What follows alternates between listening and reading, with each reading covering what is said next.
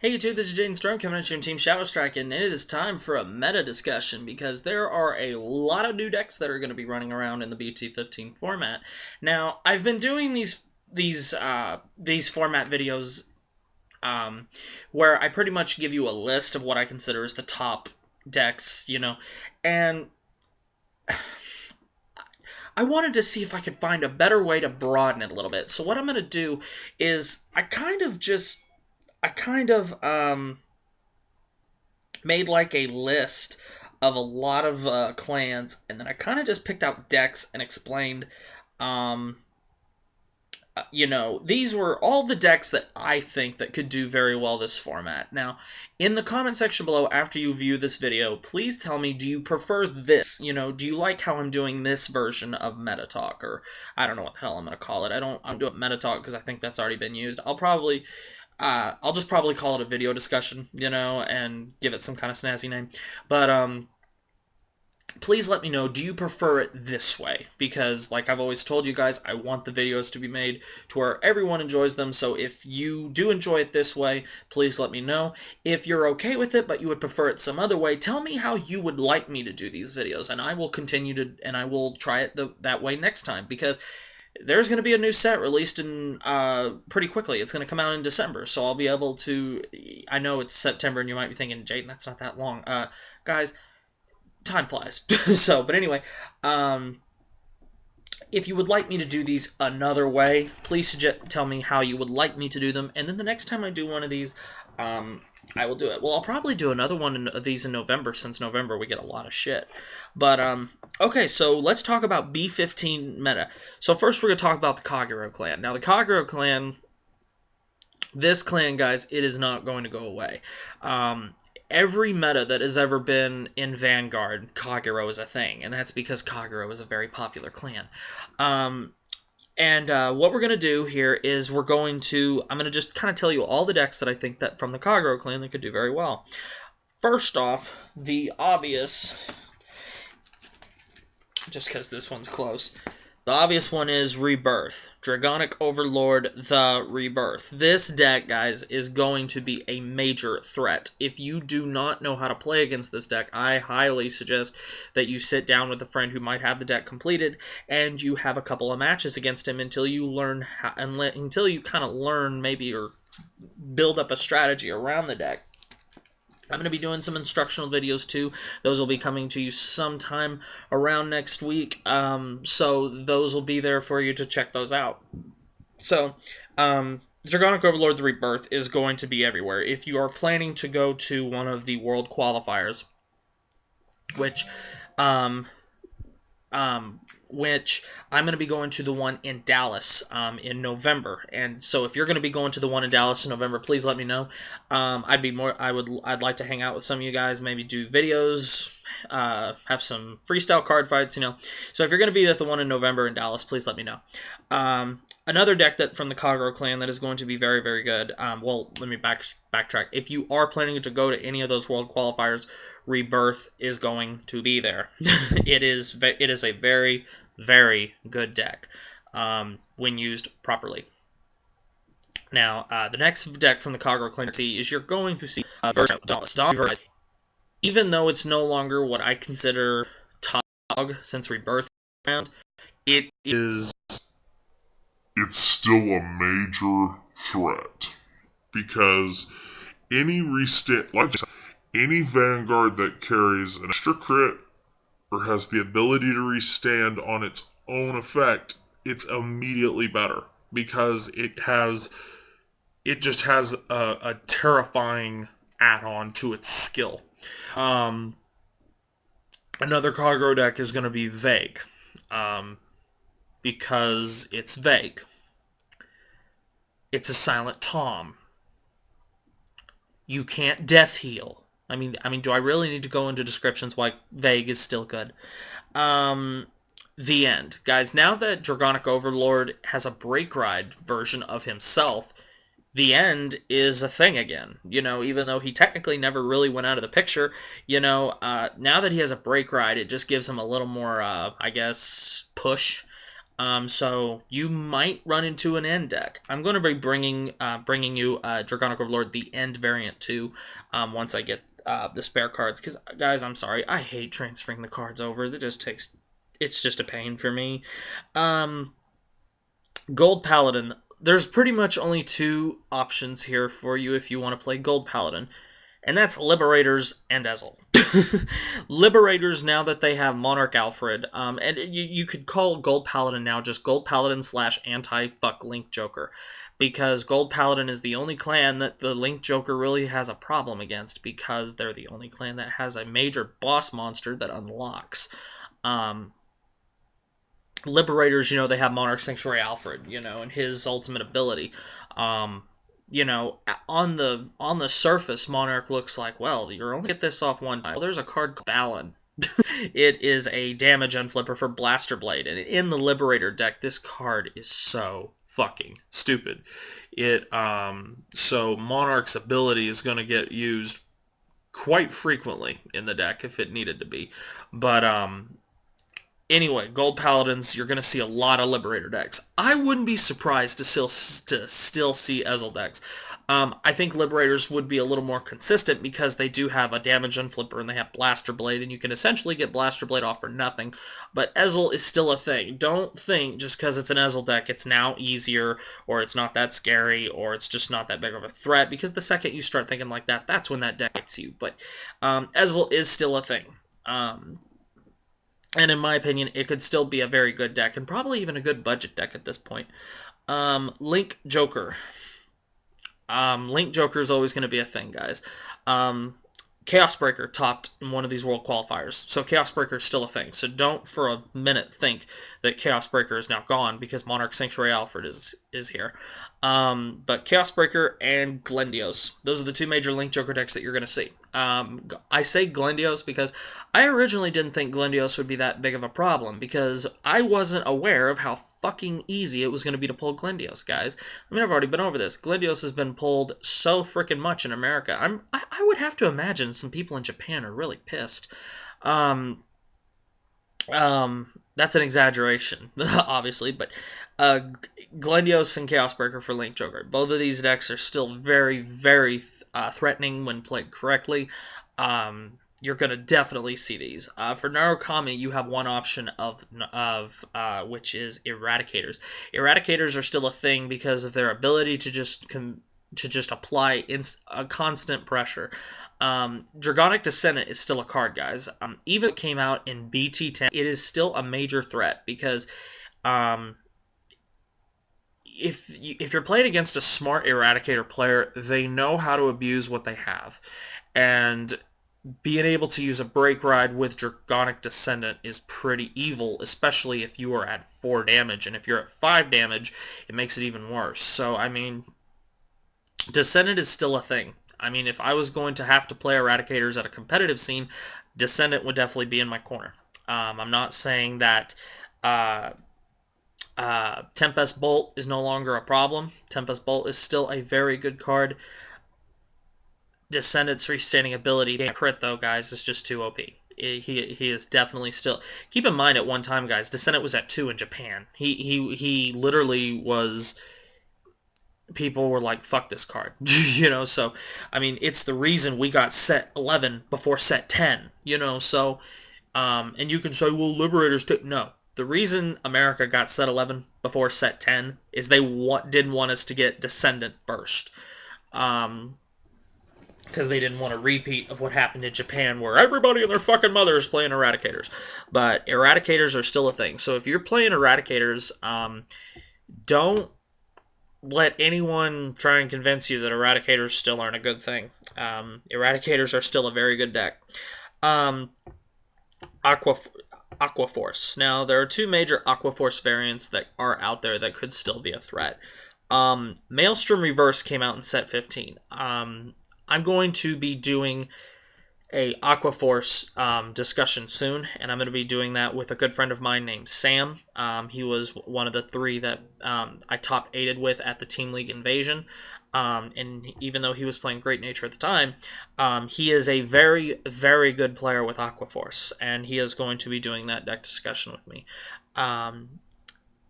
I'm really interested to see his Maelstrom reverse deck profile. I'm probably going to get him to do a deck profile for you guys because that Aqua Force to him just clicks. And Maelstrom reverse, guys, now that he is out, he is a very high pressure card because of his limit break. He's either going to hit you and you're going to take 2 damage, or I'm going to pop something and draw something. And with the new Break Ride coming out in Fire's Collection, guys, it even gets worse. So be prepared to see a lot of Aqua Force in the future. They are not going away. The only other Aqua Force card variant that you might see is Tetra Drive, and Transcore is still a thing. I personally like Maelstrom Reverse better, but Tetra Drive is still a restanding Vanguard. Combined with Transcore, it is still a deadly combo. Tetra by himself, not so much, but Tetra and Transcore, those two together, it's a pretty dangerous duo. So don't turn your nose up at a Tetra deck with Transcore. It's still a very, very competitive deck. Shadow Paladin. You have one option for that clan. Revengers. That's the only option you have. Revengers, now that they have Drag Roller, now that they have their Cross Ride, they have a 13k body that can compete with the other Cross Rides that are out there. Rebirth, Maelstrom Reverse, if you play it as a Cross Ride, which not a lot of people do. But this deck, the Revenger deck now, pretty much, it's just a constant of when I'm going to cross Break Ride. I think the main problem that people make with this deck is I'll be at 2 damage and I'll have pushed them to 4. They'll cross Break Ride and they'll I'm going to counterblast 2, sack 2, and give you a damage. I mean, counterblast 1. I'm going to counterblast 1, sack 2, and give you a damage. Ooh, I went from 2 to 3. You know, I mean, the Revenger deck, guys, I don't know how to say this, and so don't take it offensively. If I do offend you, I'm not trying to. You have to know how to play this deck, because, and that's the same with so many Vanguard decks, you have to know when to apply your deadliest skills, because if you apply them at the wrong time, they're not as threatening.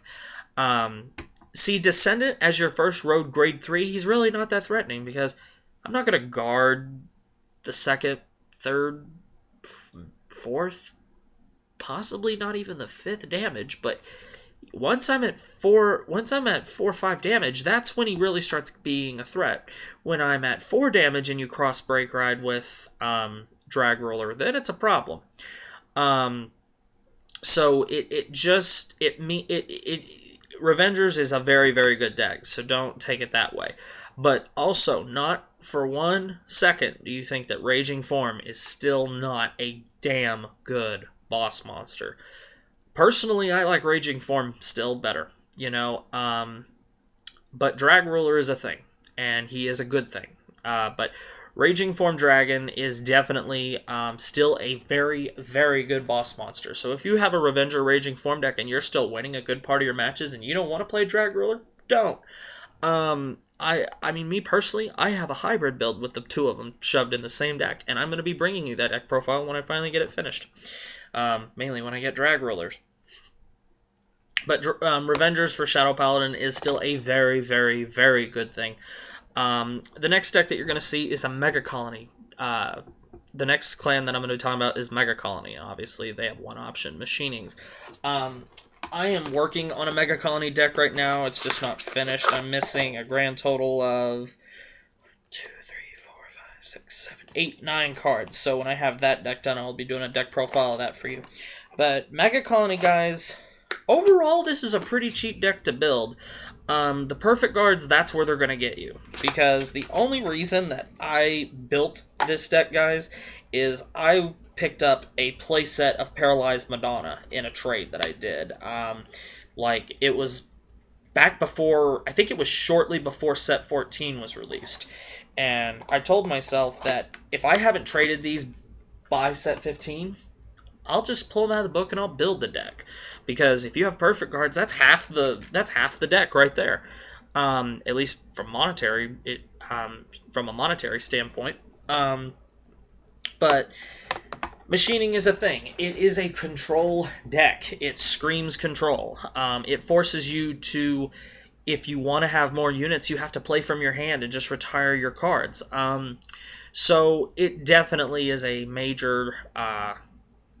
It's not what I would call.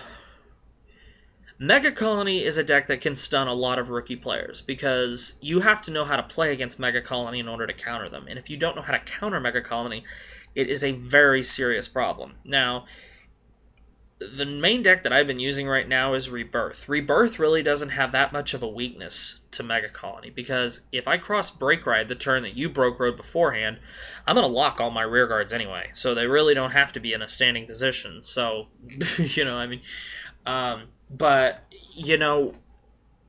and also Liberators, Monarch Alfred, he really doesn't have that much of a problem because he can just continue to use his ability to put the units back in the deck and then call them right back and they're standing again. So there's really... But Mega Colony, it can sneak up and it can bite, all the puns intended, a lot of players who do not know how to combat Mega Colony. So if you do see a machining deck in front of you when you're sitting down to play, keep your guard up because this deck is only going to get better. The card in Fighters Collection 14, War Sickle is pretty stupid. Their Legion is pretty stupid. So Mega Colony isn't going anywhere, guys, and it's looking like Mega Colony is possible going to become the new powerhouse of the Green Clan, or the Green Nation. The next deck that you're going to see in the meta is going to be Jewel Knights. Jewel Knights are so OP. I am totally bullshitting. I am just completely saying this to yank every Jewel Knights chain in the world. Jewel Knights are not a threat. I am sorry. I do not... I respect you if you play Jewel Knights because I don't see Jewel Knights as a meta deck. I never have. Obviously, this is a stab at, if you guys read some of the comments sometimes, I've had a war with Dark Moon Tamer over Jewel Knights before. Guys, I am not making this up. Just when I think I've gotten rid of all my Jewel Knight shit, I just, at the time when I think I've gotten rid of all of it, more of it fucking comes back. I now have 5 Break Rides and 5 Reverses, and one of those Break Rides is SP. That's one right there. And I got a Miranda. Oh no, it gets better. And then if I flip over to my Perfect cards right here, I have 4 Jewel Knight Perfects, and I have 5 Jewel Knight Quintet Walls. I cannot get rid of Jewel Knights. I am cursed. So if you want to build Jewel Knights, hit me up. I'll probably trade them to you for less value, just so I can get rid of them. But Jewel Knights, guys, the deck can generate advantage. I'll at least give it that. Because Royal Paladins, Gold Paladins, Shadow Paladins, the one thing they have in common is they can just call units out of anywhere. They can call units out of the deck, they can call units out of the, they just, they can retire things and call things. That's pretty much their thing. Gold Paladin, they don't have a retiring card. They just call things. But Royal Paladin and Shadow Paladin, they've always been, I'm going to retire, and then I'm going to call. I'm going to pop something of yours, and then strengthen my field. That's just kind of how Paladins are in general. But, yeah. Honestly, if I went to the qualifier at Fort Worth, if I saw only Jewel Knight decks, I'd be happy. Again, guys, I'm sorry for nagging on Jewel Knight so hard. But I will tell you, there actually is one deck that I hate worse than Jewel Knights, and some people will consider them meta. I won't even mention them in this meta discussion video, except that I hate them, and that is Bermuda Triangle. I hate Bermuda Triangle. Everything about it. I do not understand what Japan's obsession is with things that look like 13-year-old girls that have boobs that are bigger than Paris frickin' Hiltons and are dressed like complete skanks. I just don't get it. I don't like Bermuda Triangle. I don't like looking at it. I love women, but I hate artwork that just... I hate artwork like that. I'm sorry. But that's just me. So, that's who I am. Now, cards like... Because the next clan that I'm talking about is Genesis. Now, cards like this... Minerva. I love artwork like this. It's a beautiful woman, but it's not a 13-year-old girl with water pouring down her going, let her boobs out to here. This is the definition of a beautiful woman. Angelic, dressed beautifully. This is how, I'm okay with that artwork. I don't understand it. I just don't. People have tried, well, it's the thing. I don't care. I don't care. I just don't care. So I hate Bermuda Triangle more than anything. If I ran a major tournament, the only person I might tolerate playing it is my friend Zane, because he's played it since the day he started. He's the only person I can stomach playing that deck, and even still, I probably still wouldn't even let him. If I was the owner of Bushy Road, I would recall all the Bermuda Triangle cards. I would put them in a pile, and I would burn them along with all the My Little Pony shit. I'm sorry, guys. I know I went off into a little rant there. I can't stand Bermuda Triangle. I just can't. But Genesis. Minerva is still a very, very, very good choice. This is a restanding Vanguard. Keep in mind, though, like I have said many times before when it comes to soul charging decks, it is a risk because you don't know what you're soul charging. Now, Genesis gets a little more selective with the soul charging when Waltz of the Goddess comes out in November. But now looking only at what we have, because honestly, I think the Minerva deck gets it hits its ultimate peak, that it's the best it can be once Waltz of the Goddess gets here. But right now, Minerva is still a very, very good deck. You can play it as a 12 crit deck. I personally like playing stand triggers in mine, but you can play stands. The deck. It's a restanding Vanguard. It's everything like Descendant, except when it stands back up, he gains 5k. Hang on, guys. I gotta plug in my laptop.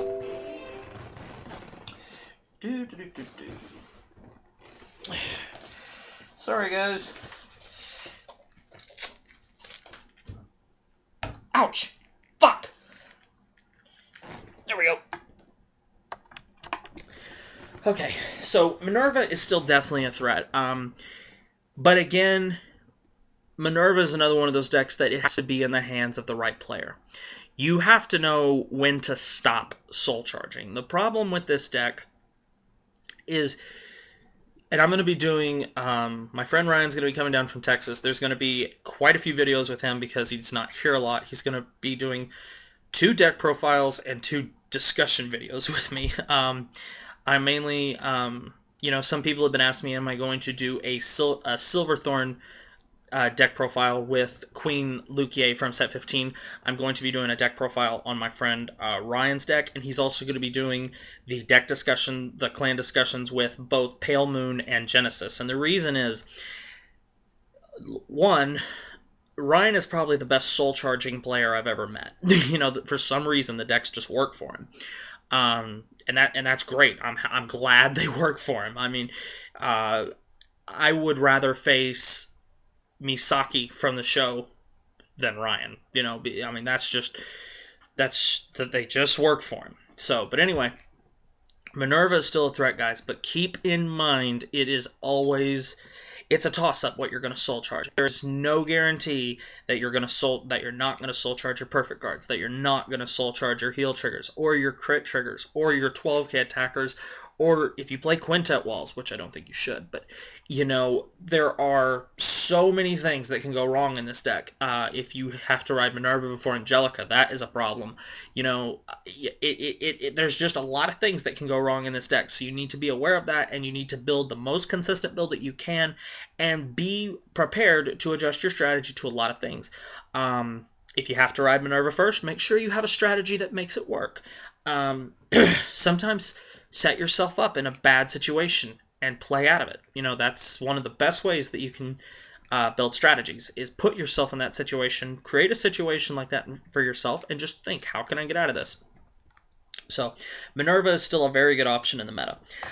2 more clans that I want to talk about real quickly. Dimensional Police, D-Robos. D-Robos are still a good option, just simply because they have a wide variety. You can still play the Ultimate Dayusha, Great Dayusha build. You can play, You can play a Dayusha reverse deck. You can play a break ride version where you basically just use Daikaiser with reverse Dayusha or ultimate Dayusha and just try and get a crit through and force your opponent to guard a lot because of the break ride skill. Now when Fighters Collection 2014 gets out here, great Daikaiser's a thing, and this deck will now be able to be a cross ride deck or a cross break ride deck, whatever you want to say. And that's going to be an option. But Dimensional Robos is still a very, very viable option.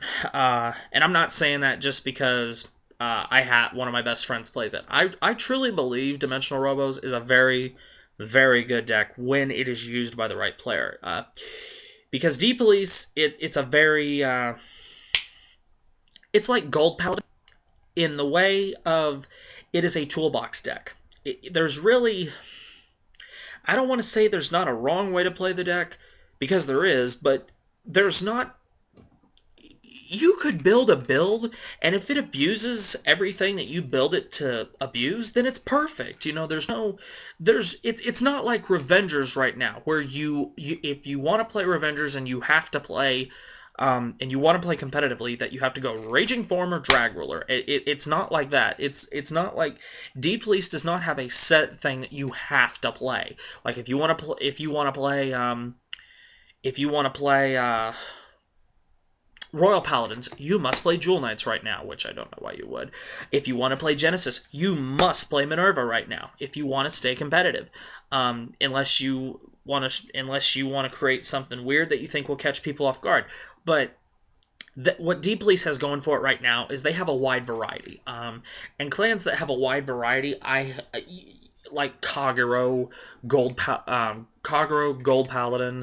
Narukami, and obviously D-Police. I think clans like that do very well. Pale Moon even, because they have so many options. They have so many units they can pull from, and I think that gives the deck a lot of, shall we say, flavor. You know, there's a lot of options and ways to go, and I think that's very, very good. So D-Robos is definitely a thing. And for the last clan that I will cover is Pale Moon. Pale Moon, like D-Police, it has a wide variety right now. Now that Silverthorns have gotten their own archetype since set 12, they're now it's a pretty damn good deck.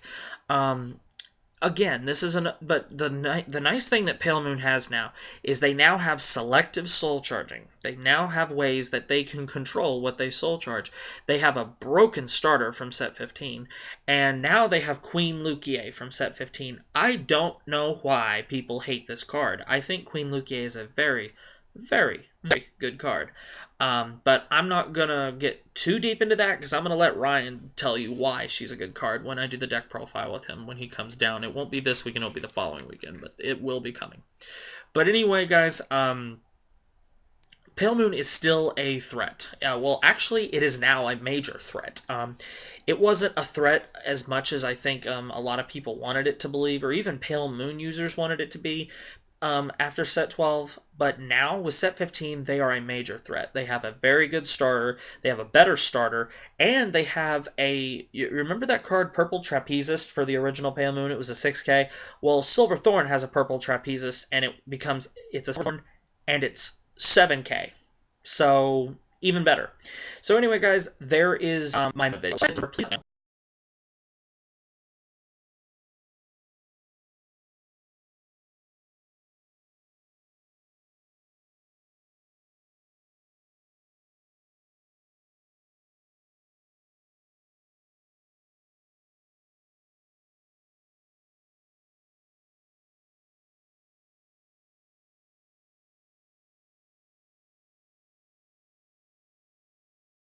Leave it in the comment section below if you think I didn't mention a deck that deserved to be mentioned. So anyway, guys, thank you very much for watching this. Make sure you comment, rate, subscribe, thumbs up this video for me. If you haven't already done so, please subscribe to the channel. Go check out the giveaway that I have uploaded with this. Excuse me again. It'll be my October monthly giveaway, so make sure you check that out as well. So make sure you comment, rate, subscribe, thumbs up this video, and I will see you guys later.